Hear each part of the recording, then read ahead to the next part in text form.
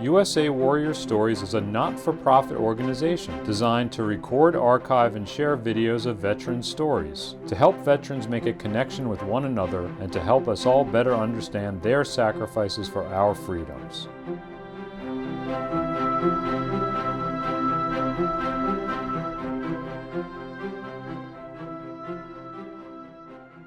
David H. Brown, lifelong resident, East Hampton Village. My dad, he was in the Second World War. He went ashore at Omaha Beach, and he got into France, and he got severely wounded. When he died, he still had shrapnel in him in 1997. So I went to East Hampton High School, East Hampton Middle School, and elementary school. My whole schooling was in the one building, and it was pretty neat because you knew everybody. After I graduated, I was enrolled in the Bessemer Cooper Diesel School out in Pittsburgh.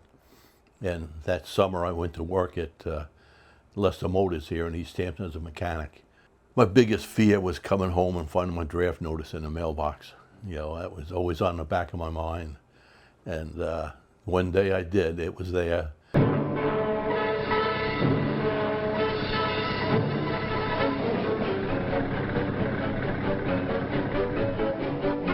Seabees are a special breed of Navy man. Their training may concentrate on operating a bulldozer as much as on the standard naval fundamentals. I knew about the Seabees. It was very interesting to me. And I asked the recruiter, what can you guarantee me? He says, I'll guarantee you 3 things. I guarantee you'll go into Seabees as a Seabee recruit. You'll go to A school, and it'll be a year before you go to Vietnam.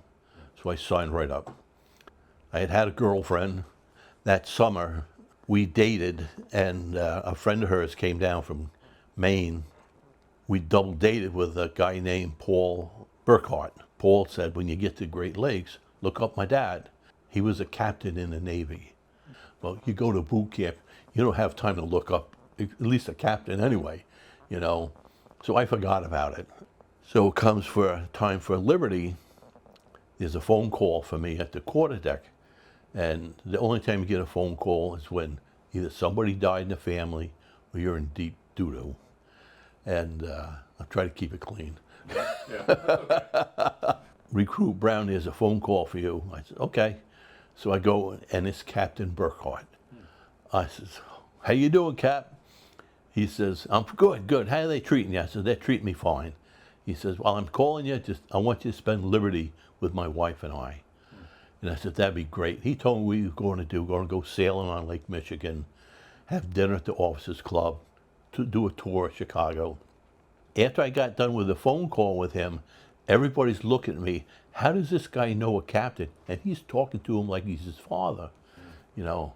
And I said, how do you know this captain? I said, he's just a friend of mine. You know, oh, really? And I said, yeah, he's a friend of mine. So I'm going to spend Liberty with him and his wife. Oh.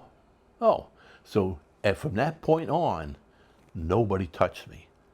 Come time to graduation, finally get my orders, graduation day, back to Davisville, Rhode Island. It was nice being in Davisville because I could come home every weekend. Sure. And my wife's sister lived up in Turner, Maine, so we either come here or go to Maine every other weekend. But I was there for 4 months, and then went through military training at Camp Lejeune. But they was asking for volunteers. So I said, yeah, I volunteer. So they sent me to bridgebuilding school while everybody else is out pounding grass. I learned how to build every kind of bridge imaginable. We spent 4 months at Camp Lejeune training.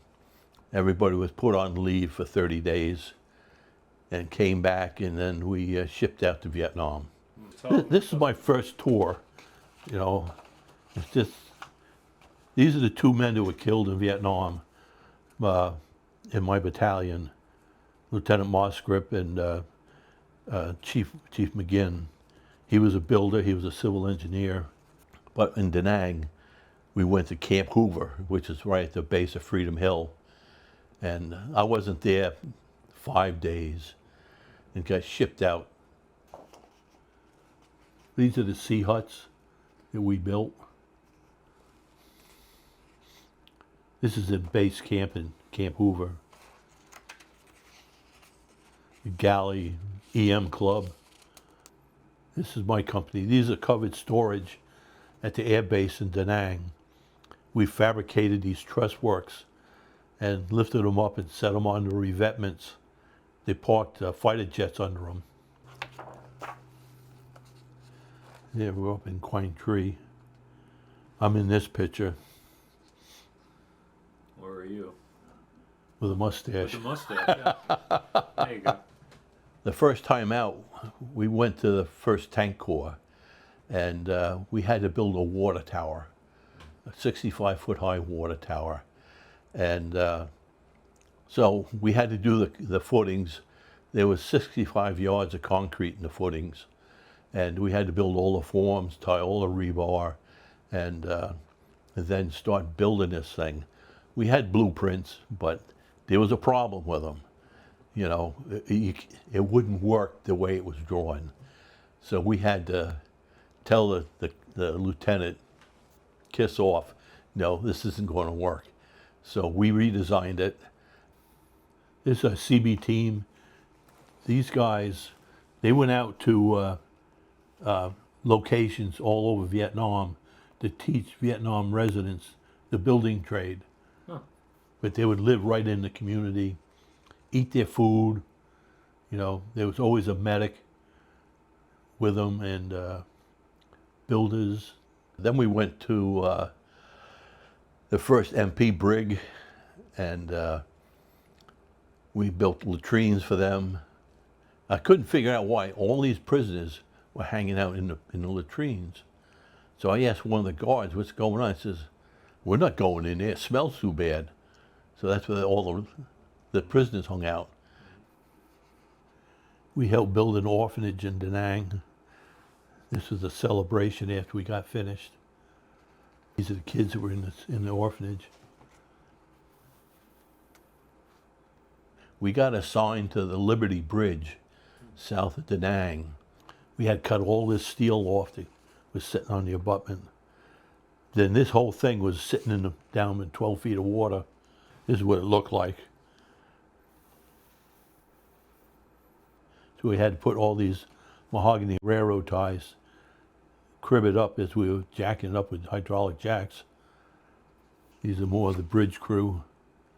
I think working on that bridge was the biggest thing, because it was a big undertaking.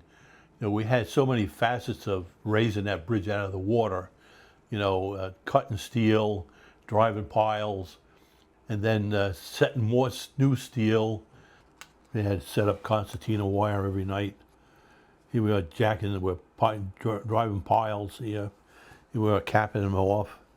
That was quite an accomplishment, you know, to do a bridge job like that. It's something everybody doesn't get to do. Yeah.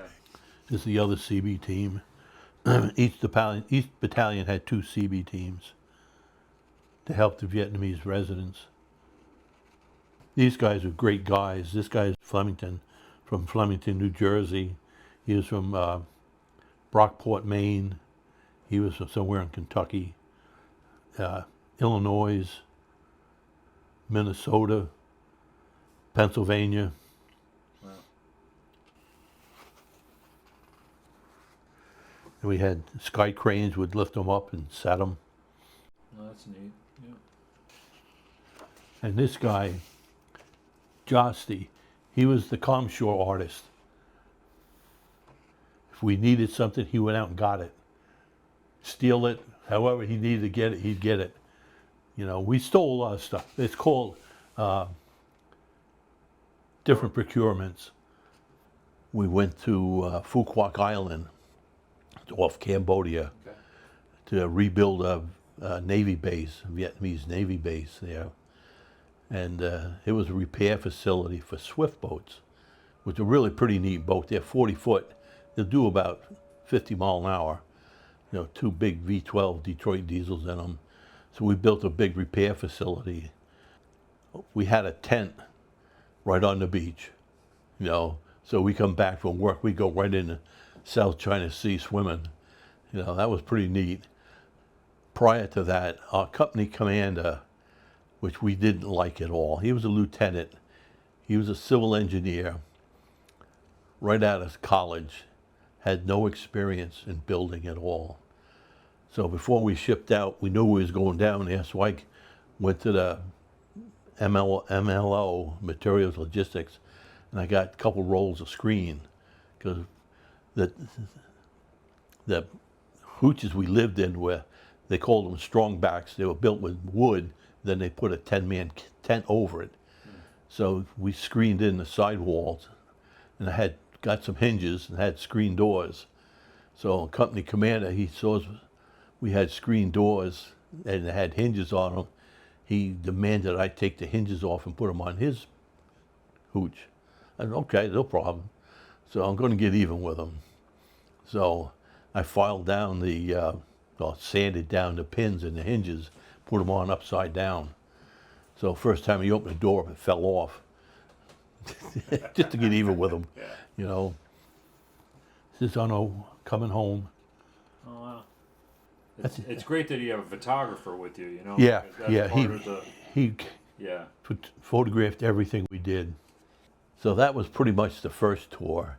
Seabees always did 2 tours. You know, a lot of guys re-upped and went back for 3rd and 4th time. Back to Camp Lejeune they go. They asked for volunteers before we went on leave. And I said, yeah, I'll volunteer, why not? So, went on leave, came back, and they said, all right, all you guys have volunteered, going to meet in this warehouse, you know. And I said, okay. So, I get there, there's 15 of us there now. And come to find out, they had to do a top security clearance on us. Okay, you're going to go to Camp David. So the 15 of us went to Camp David. We shingled the president's house. And the reason why I got picked, my brother and I, we shingled houses when we were in high school. So I had a lot of experience in shingling.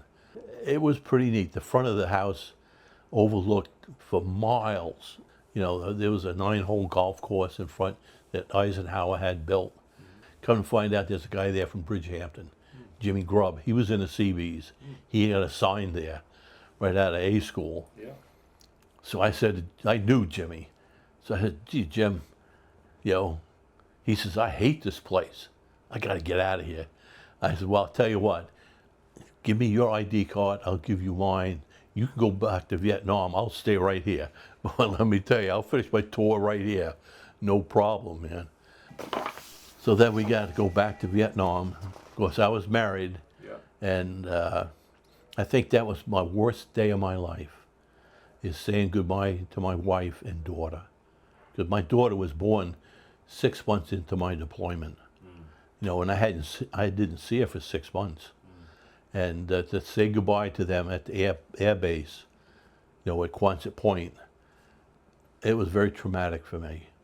You know, because the chances are, the first time you go over, you're going to come back. The second time, you don't stand a chance of coming back. No, and the third time, forget it. You know, you're at God's will for the third time. But anyway, so that was a hard time for me, and it bothered me the whole tour. But I would call, I wrote home every day and told my wife everything that took place. Pre-deployment. See, we all wore Marine uniforms. We call ourselves educated Marines. It's bridge building school. This is my deal. Oh, right. This is, yeah. Yep. That's me right there.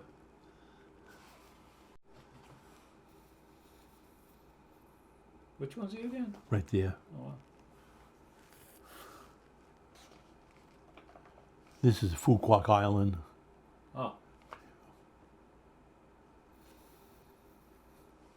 We built these sea huts on barges for the swift boat guys. So we get shipped out, and we head north. So they're going to, you can either fly up or go up on the landing crafts. So I get air sick.